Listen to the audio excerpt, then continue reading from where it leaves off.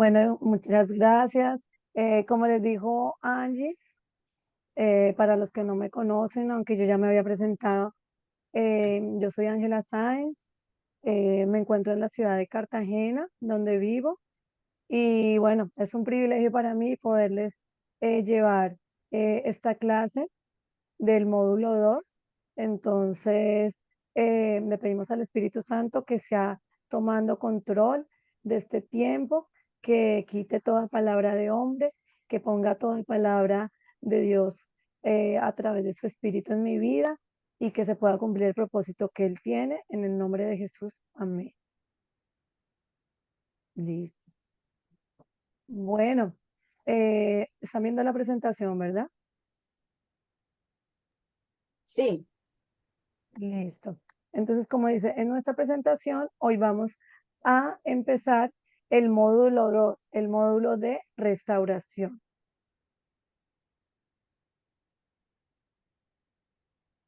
Listo. Entonces, cuando vamos a hablar de restauración y reconstrucción, debemos necesariamente hablar de que algo está destruido, devastado o algo está roto.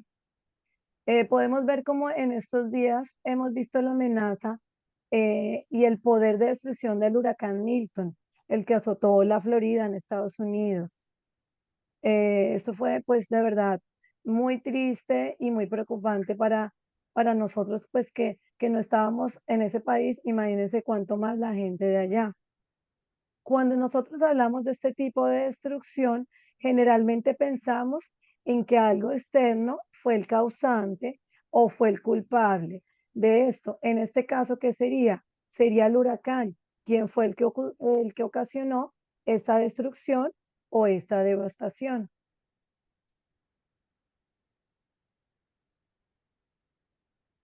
Cuando nosotros, asimismo, en el área espiritual, podemos ver que cuando hay una destrucción en nuestras vidas, un derrumbe espiritual y emocional, no necesariamente algo externo fue el causante, como estábamos hablando ahorita del huracán. Es decir, no le debemos atribuir o a una persona o a una situación específica lo que nos está ocurriendo. Debemos mirar dentro de nosotros mismos que ha permitido que haya entrado a nuestras vidas y esté ocasionando una ruptura en nuestro corazón, en nuestras vidas y en nuestras emociones. Generalmente, estas rupturas o destrucciones tienen que ver principalmente con el pecado, también con la desobediencia a Dios, la lejanía o falta de relación con Dios o la falta de arrepentimiento y la falta de perdón, etcétera. Esto es muy importante que pues, nosotros determinemos cuál es la causa de esto. En la Biblia también encontramos una devastación que tuvo Jerusalén, luego de la destrucción y el destierro que tuvo el pueblo hacia Babilonia. Bueno, yo había conocido esta historia, pero más en etapa de reconstrucción, ¿sí? Lo que se relata a partir del libro de Nehemías. Pero el Espíritu Santo me empezó a inquietar a leer desde más atrás la historia, o sea, como a profundizar. Yo sabía que él tenía algo que mostrarme, que es algo que les voy a compartir ahorita, del origen, o sea, de qué fue lo que hizo el pueblo de Jerusalén para que quedara en este estado de destrucción.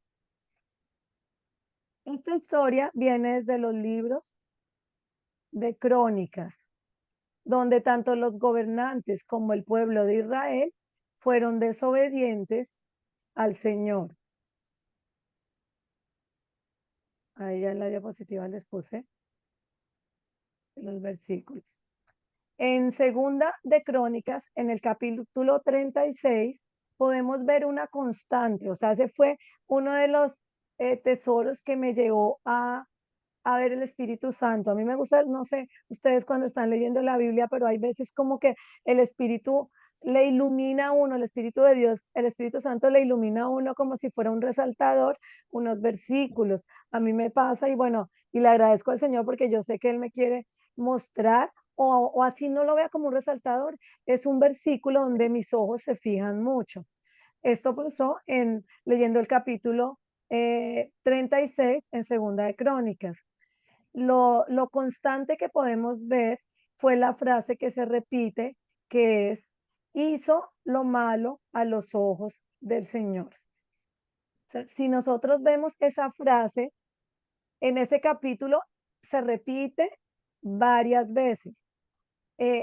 Antes de esa frase que encontramos allá en Segunda de Crónica, encontramos nombres de diferentes reyes o gobernantes de Jerusalén. Por ejemplo, estaba Joaquín, Sedequías, Nabucodonosor, etcétera.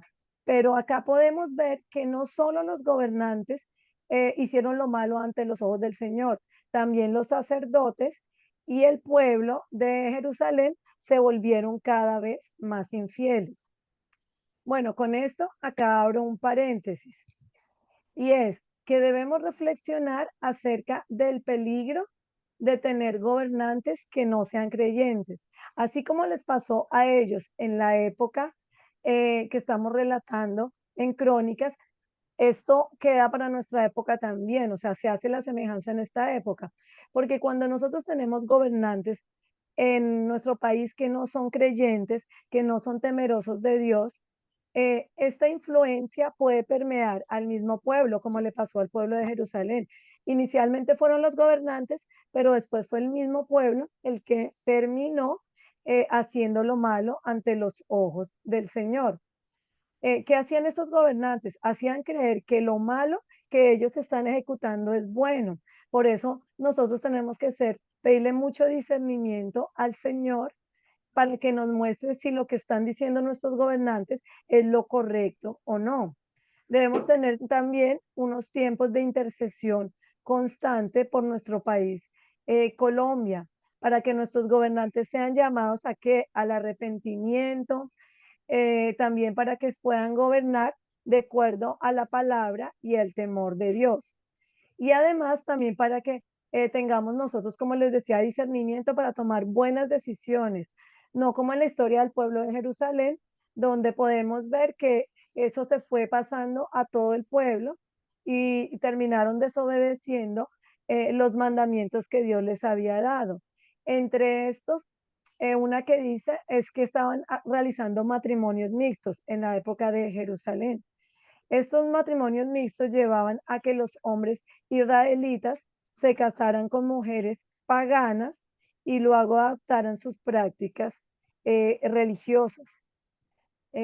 Bueno, acá también quiero decirle cuidado a las solteras. Selmi, ¿tú eres casada o soltera?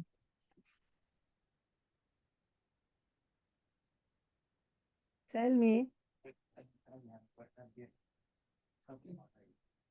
Selmi, ¿tú eres soltera o eres casada?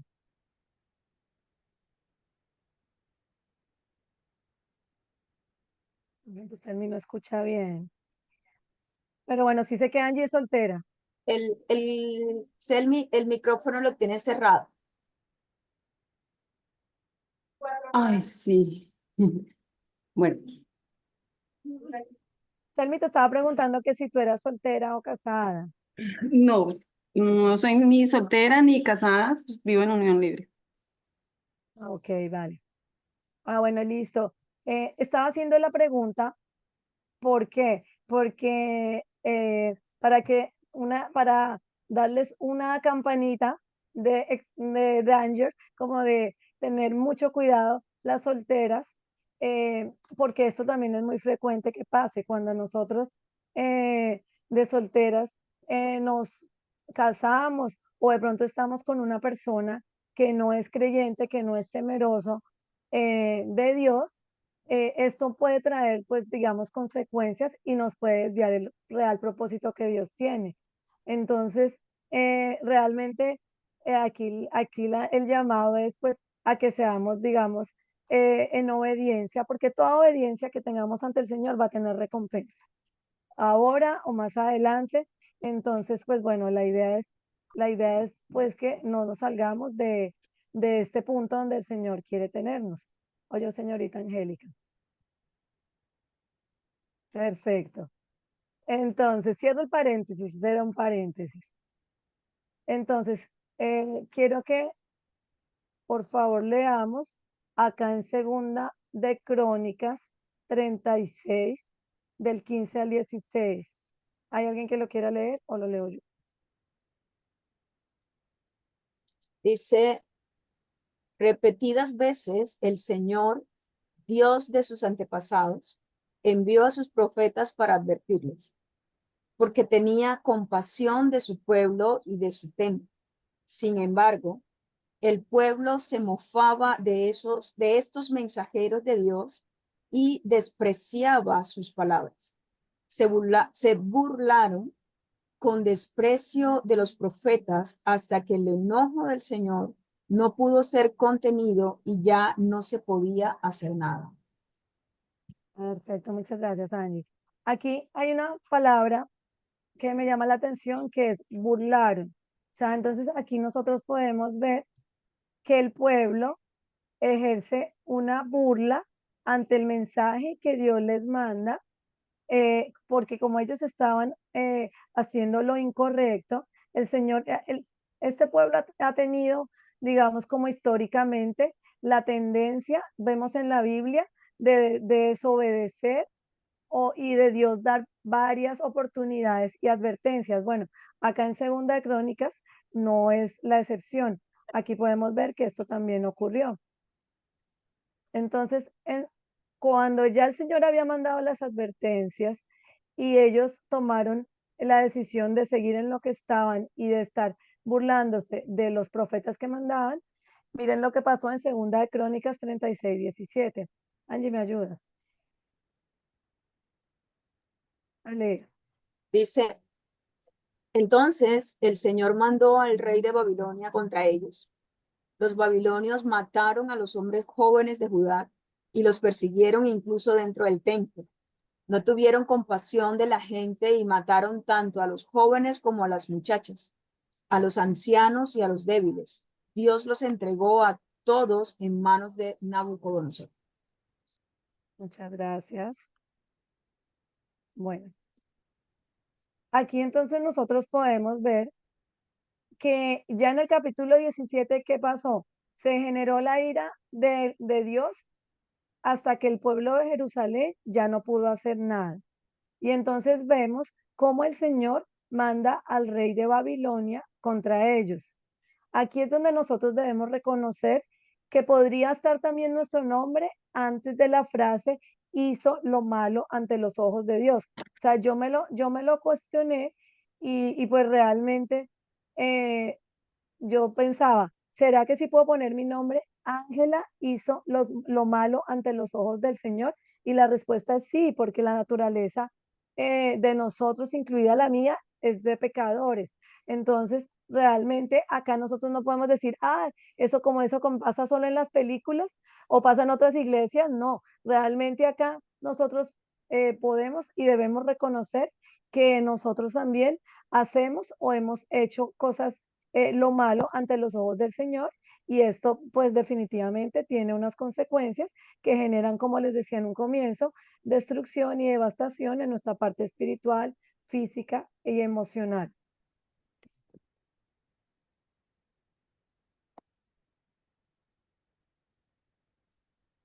Pero bueno, acá viene la buena noticia. Entonces, cuando ya se ha generado una destrucción o quebrantamiento, ya sea de una ciudad o una persona, como lo vimos hace 8 días, tenemos un regalo que viene en el paquete celestial, o sea, en el paquete de Dios. Ese paquete, ese regalo, como ya habíamos visto, es la restauración.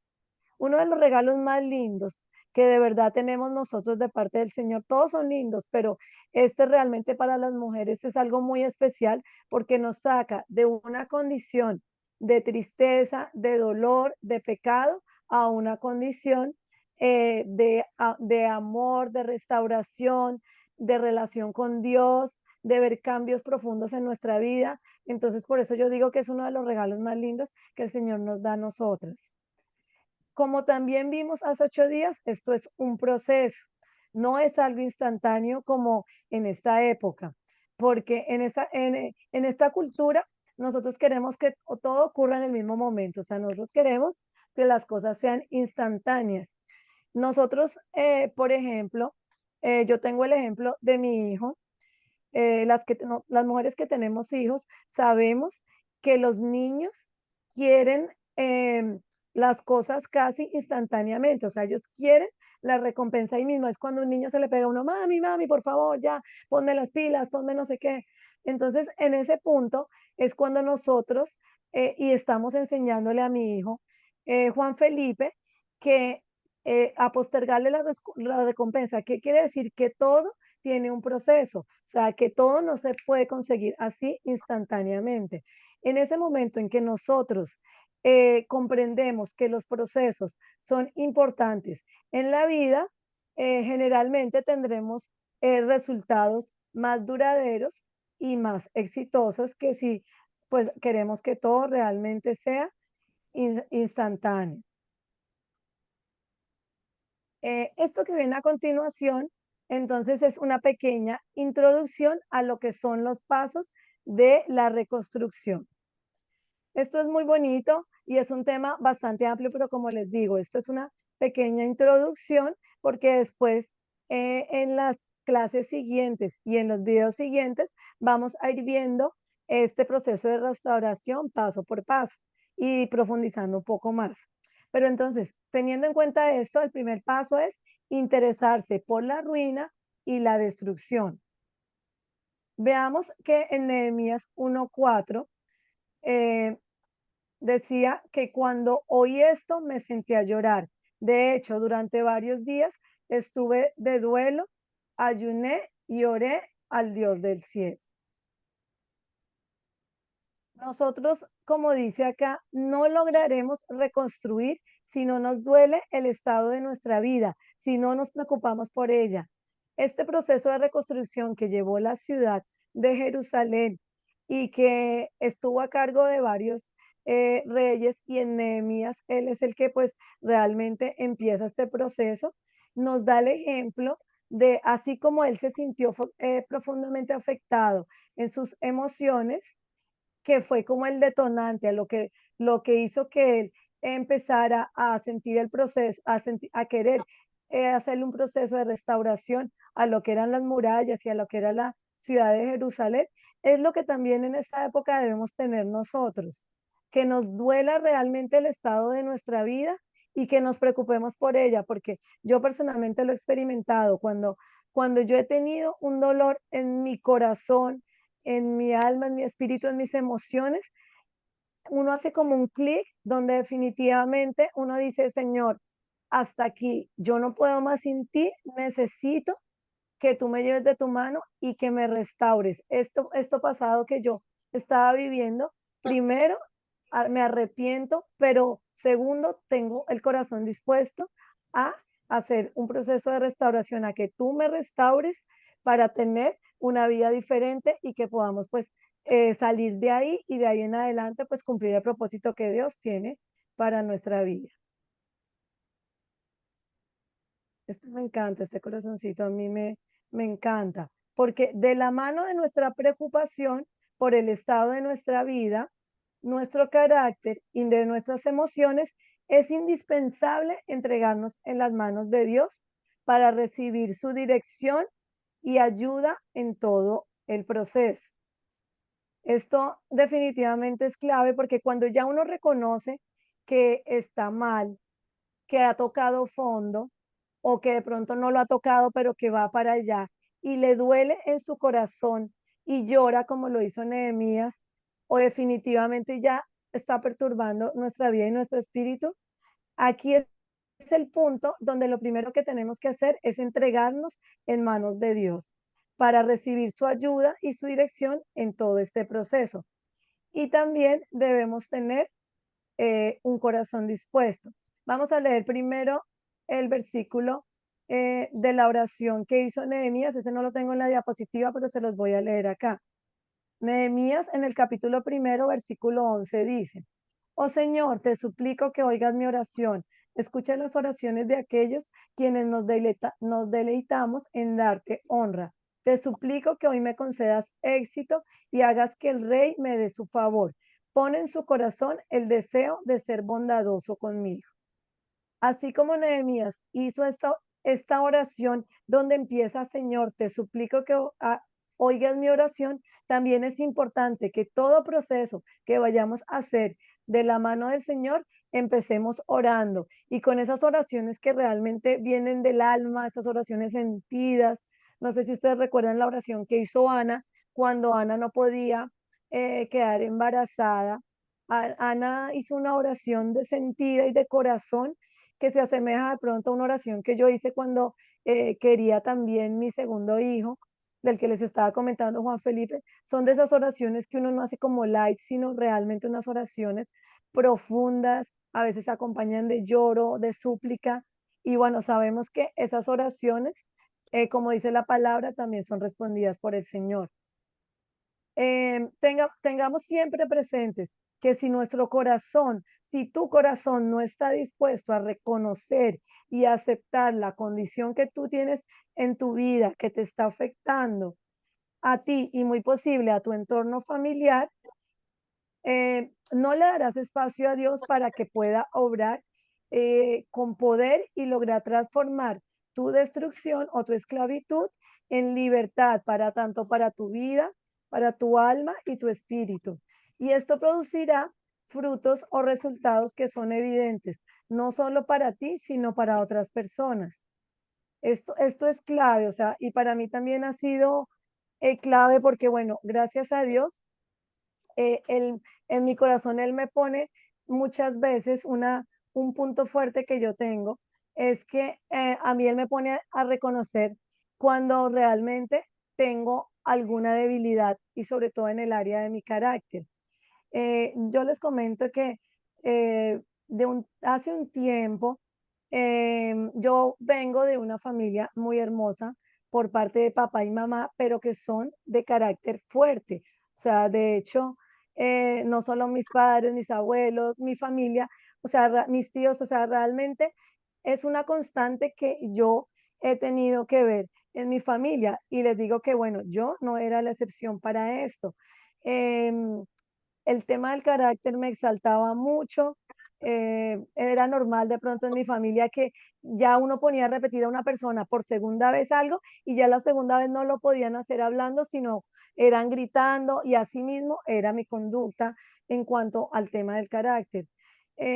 Recuerdo una vez que a mí me enviaron una prédica en la que decía que uno cuando tenía el carácter, cuando uno manejaba la ira, porque tenemos que llamarlo por ese nombre, y la ira es un pecado, uno estaba esclavizado a ese pecado, o sea, uno era esclavo de ese pecado. O sea, ¿por qué les cuento esto? Porque para mí ese fue el clic, el momento en el que yo les digo que uno muchas veces o toca fondo o ya lo va a tocar.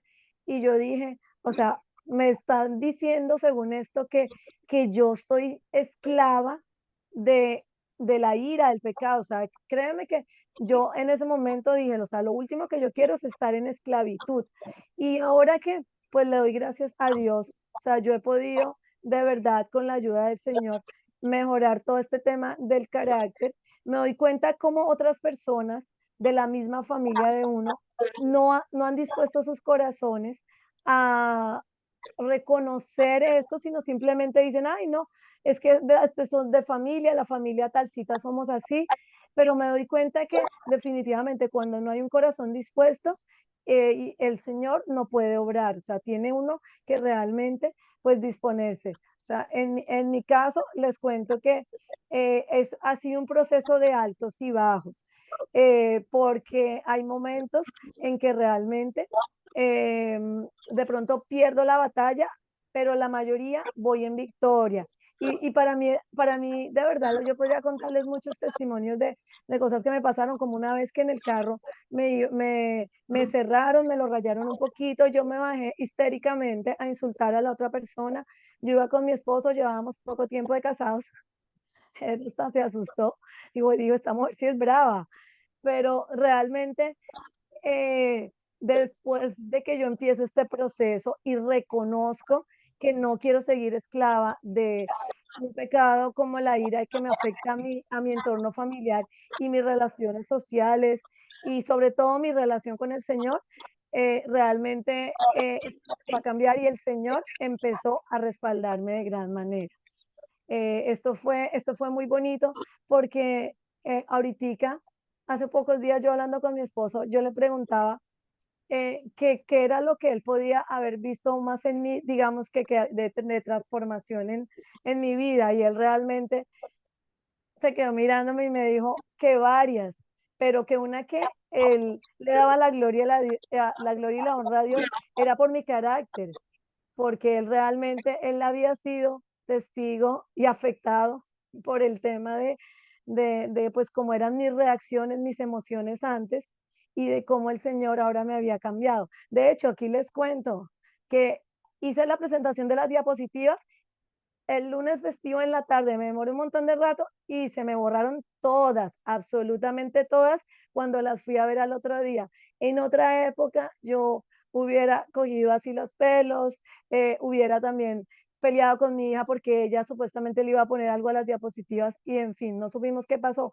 Pero ustedes no se imaginan la paz que sobrepasa todo entendimiento que me dio el Señor, porque como yo ya estoy dispuesta a que el pecado no gobierne sobre mí y he hecho un proceso de restauración de esta área de mi vida, créanme que el Señor me respaldó y las hice todas al siguiente día como en cuestión de 35, 40 minutos y bueno, gloria a Dios de verdad, porque de verdad si uno se dispone, el Señor obra. Voy a ver la siguiente diapositiva. Vamos a continuar con lo que debemos tener en este proceso y es valor y perseverancia para llevar a cabo nuestro propósito. Una vez que nos levantemos a reconstruir, o sea, a restaurar esa área de nuestra vida que nos está afectando, el enemigo, les doy la mala noticia, que se va a levantar para impedir que lo hagamos. Si lo hizo en la época de Nehemías, lo sigue haciendo en esta época. Quiero que alguien, por favor, me colabore leyendo Nehemías 2:10.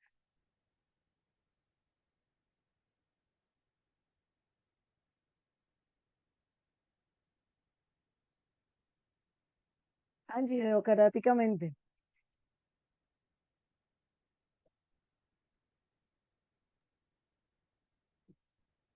Nehemías Selmi. 10. ¿Estás viendo la diapositiva, Selmi? Sí, estoy viendo la diapositiva. Vale, gracias. Bueno, ahora bien, cuando Sanballat, el Horonita y Tobías, el oficial amonita, se enteraron de mi llegada, se molestaron mucho porque alguien había venido para ayudar al pueblo de Israel. Sin embargo, cuando Sanballat, Tobías y Gesem, el árabe, se enteraron de nuestro plan, se burlaron con desprecio. ¿Qué están haciendo? Preguntaron. ¿Se rebelan contra el rey? Muchas gracias, Selmi. Aquí podemos ver dos palabras claves. Se molestaron mucho en el versículo 10 y en el 19 se burlaron con desprecio. Esto es una muestra de lo que puede pasar en nuestra vida, porque esta es una oposición que el enemigo hace, porque por supuesto que al enemigo le encanta que uno esté atado, esclavizado a esas cosas que tienen que ver con el pecado y que están destruyendo el alma y el corazón de uno. Entonces, esta oposición es algo que normalmente ocurre, por lo que debemos nosotros ser conscientes que durante este proceso podemos experimentar entonces esa molestia, esta burla hacia nosotros y a veces hasta el desprecio. Otra cosa muy importante por la que tenemos que tener valor y perseverancia es porque posiblemente esa área que estás tratando de restaurar en tu vida se vuelva más difícil y seas probado de una manera más fuerte. Esto no es para generar temor durante el proceso o para asustarnos, sino para el contrario, porque cuando somos conscientes de la oposición que puede presentarse durante esto, podremos poner en práctica lo que dice la palabra en Segunda de Corintios 2:19, es uno de mis versículos favoritos, que dice, bástate mi gracia porque mi poder se perfecciona en tu debilidad. O sea, esto realmente es clave porque esto me recuerda que yo en mis fuerzas es poco lo que puedo hacer, pero cuando pongo mis debilidades en manos de Dios, estoy dejando espacio para ver obrar el poder de Dios en mi vida a través de un área, perdón, de un área transformada. En mi caso personal, esto es lo que más he tenido que tener, porque muchas veces siento que fracaso en mi objetivo, como les estaba compartiendo antes, pero después recuerdo que yo prefiero volver a intentarlo antes de vivir esclavizada a un pecado en el que Dios ya ha pagado la deuda por mí y que ya no me pertenece. Y que al contrario, lo que hace en mi vida es generar culpa, mal testimonio y me aleja también de Dios. Esto es un proceso de ires y venires y créanme que hay veces que uno dice, ay, pero volví a hacer esto, volví a hacer lo otro, pero de verdad que si nosotros ponemos esas debilidades en manos del Señor, el Señor se va a glorificar en esto. El siguiente punto es identificar, inspeccionar las ruinas. Por último, debemos inspeccionar las ruinas. Necesitamos darnos cuenta de la situación en que nos encontramos. Como les dije ya ahorita, reconocerlo en manos, reconocerlo ante Dios y poner manos a la obra. Vamos a leer estos dos versículos, por favor, ¿me ayudan?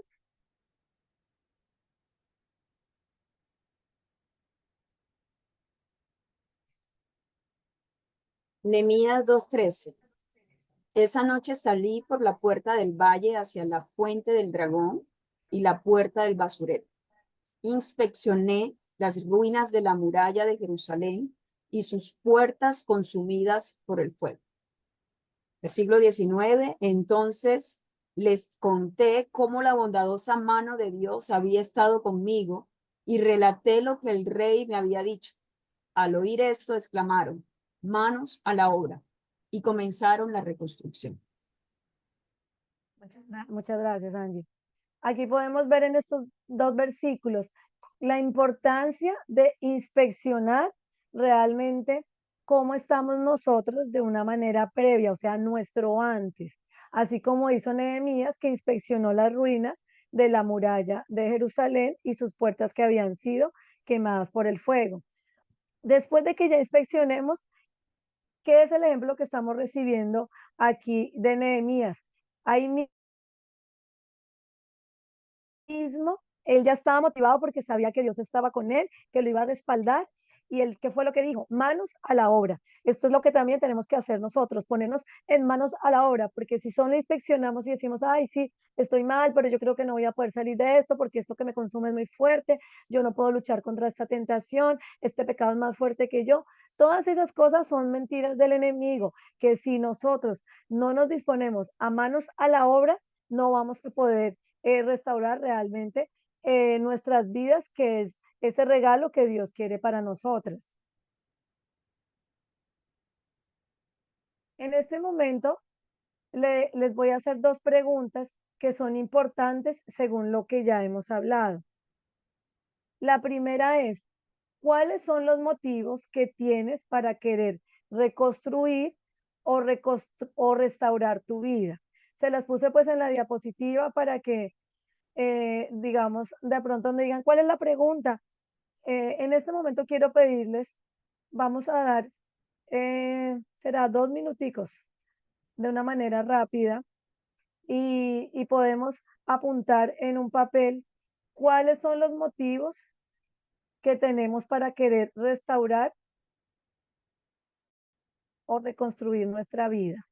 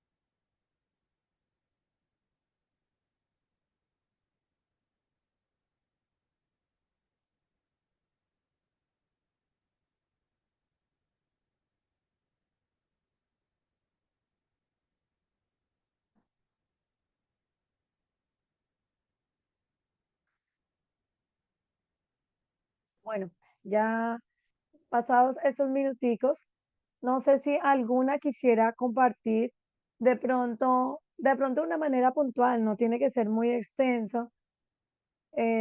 Si alguna quiere compartir con nosotras qué motivos o qué la ha motivado para querer reconstruir o restaurar su vida.